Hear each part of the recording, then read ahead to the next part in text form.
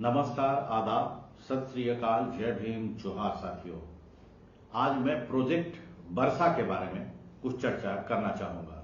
Project वर्षा भारत सरकार का काफी ही महत्वपूर्ण प्रोजेक्ट है, भारत सरकार का काफी ही महत्वपूर्ण अभियान है, जो भारत के नौसैनिक क्षमताओं को बढ़ाने के उद्देश्य से वह लाया गया है।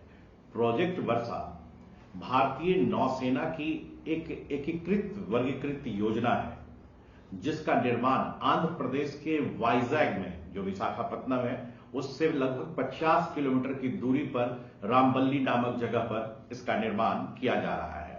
और यह भारत का काफी ही महत्वपूर्ण प्रोजेक्ट है और इसका पहला चरण यह अनुमान किया जा रहा है कि 2026 में यह पूरा हो जाएगा। तो अब सवाल यह उठता है कि भारत सरकार आखिर इतने बड़े प्रोजेक्ट को क्यों ला रही है। तो इसके पीछे कई कारण हैं।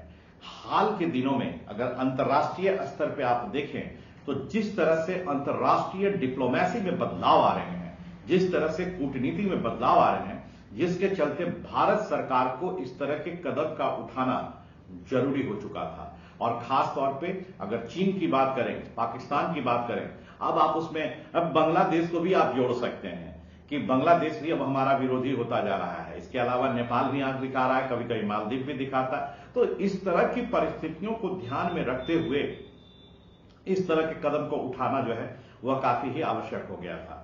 तो अगर प्रोजेक्ट वर्षा की बात करें, जैसा कि मैंने कहा, तो इसका जो उद्देश्य है, पहला तो ये कि भारत की नौसैनिक क्षमताओं को बढ़ाना।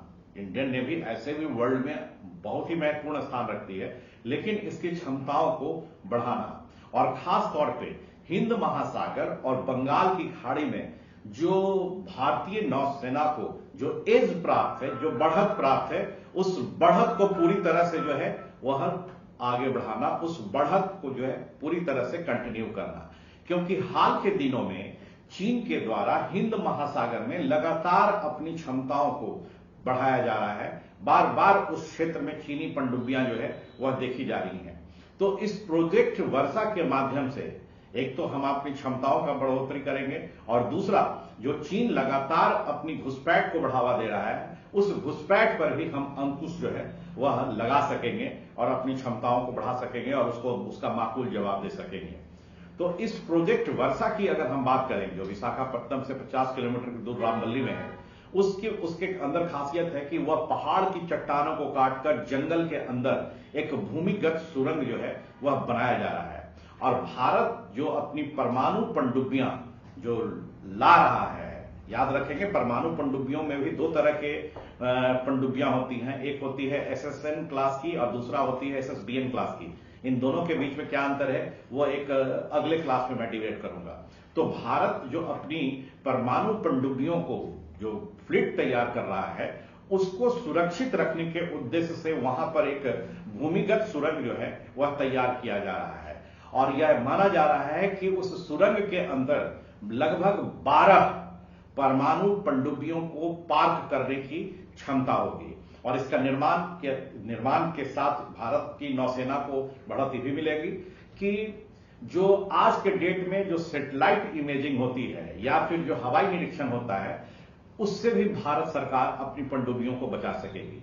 मतलब ये कि यह भारतीय पनडुब्बी अगर उस सुरंग के अंदर जाते हैं तो दुनिया की नजर में जो है वह नहीं आ सकेंगे।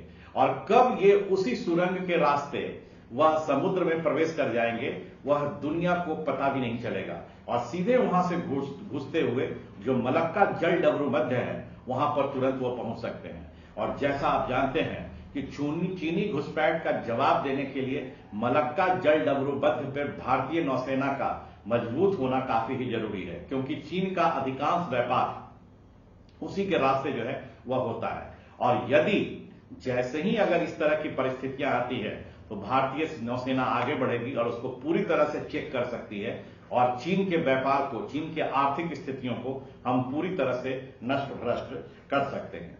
तो यही है हमारा प्रोजेक्ट वर्षा। और यदि इसके संपूर्ण चरण पूरे हो गए तो निश्चित तौर पे भारतीय नौसेना को काफी ही बड़ी रणनीतिक बढ़त मिलेगी, जो अपने आप में काफी महत्वपूर्ण होगा।